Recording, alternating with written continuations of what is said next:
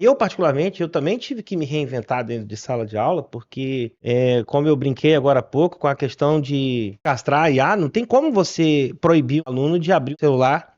Enquanto você está falando aqui, ele está checando se o que você está dizendo é verdade ou se não Exatamente. é, né? Então a gente não, a gente tem que usar a IA a nosso favor. Sim. Se você tem uma atividade e você já sabe que o aluno vai utilizar a IA para realizar aquela atividade, então peça o aluno para dialogar com a IA, para criticar o resultado, Para gamificar a atividade né? que tem que fazer, né? E isso para tentar extrair dela as críticas, a própria resposta que ela teve, quais seriam os prós e os contras, né? E com isso você vai aprofundando, você vai fazendo ali o aluno ali mergulhar dentro da pesquisa, utilizando a própria IA como fonte de Uhum. produção de conhecimento, não só para poder ajudar ele a responder a questão, porque seria a tarefa básica. E aí entra aquele ponto ali que o senhor colocou. Por isso que às vezes até a maneira como a gente avalia ou cria as questões também tem que modificar.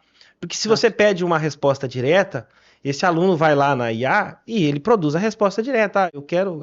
Para poder escolher entre uma de 5 alternativas, Uhum. a IA vai lá e responde e coloca lá. Exato. Agora, se a questão for mais profunda, né, se a questão propor um debate, se a questão propor uma investigação, se ele tiver que ir um pouco além, ele vai ter que utilizar a IA, mas veja, perceba que ele vai, nesse processo, ele é forçado a estudar. Perfeito, é isso aí. Ele é forçado a estudar. Então você utiliza é aquilo que você falou, é uma questão de.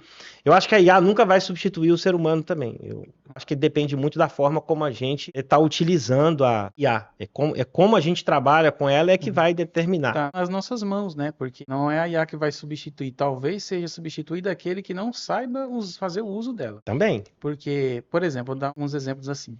Ali já aconteceu comigo, né, dando aula. Professor, mas o que o senhor está falando aqui para mim, eu pesquisei aqui, tá diferente. Aí eu falei assim, mas você pesquisou em qual contexto? Porque assim, a IA, ela define padrões, né? Inclusive na estatística. O que tiver meio que fora do padrão, outlier ali, diferente dos dados, ela não vai entender porque ela não foi programada para isso, a não ser que você tenha avisado ela. Então, tem muito isso de contexto. Em sala de aula eu quero problematizar. Agora a IA está mais rápida, torna a aula mais rápida. Então, digamos, o aluno professor, e se tal situação epidemiológica, por conta de MCM, que é a epidemiologia. Se aparecer uma doença fulano de tal, quanto a gente tem que imunizar a população e tal, que eu tenho que fazer?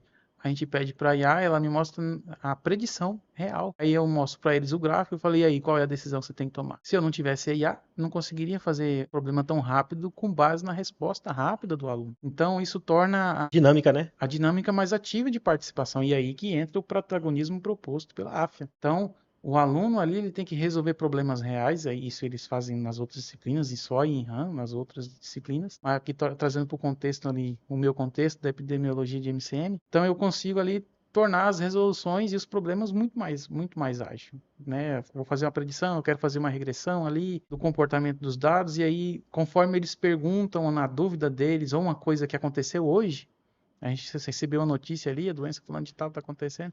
E aí, como é que está hoje o mercado? E vai ficar mais caro a medicação, esse experimento, aquela medicação não serve mais, é a outra agora que vale mais a pena. Então, isso tudo a gente consegue fazer agora em sala de aula tudo mais rápido. E você tocou num ponto interessante. Eu vou citar dois cuidados assim que eu vejo que as pessoas têm que tomar muito cuidado na hora de utilizar a IA, que é eu chamo de anti-bajulação e anti-alucinação. Porque a IA, quando ela não sabe de algo, ela tende a inventar. Exato. E assim, pelo menos como eu faço, né? Quando eu vou pedir alguma tarefa, normalmente eu deixo claro para ela, não invente. Se você não sabe, não Uhum, invente. uhum. E a gente tem visto aí, principalmente no universo jurídico, recentemente, com várias decisões judiciais, inclusive condenando advogados por má fé processual, porque a IA inventa um precedente judicial que não existe, aquilo ali induz o juiz em erro.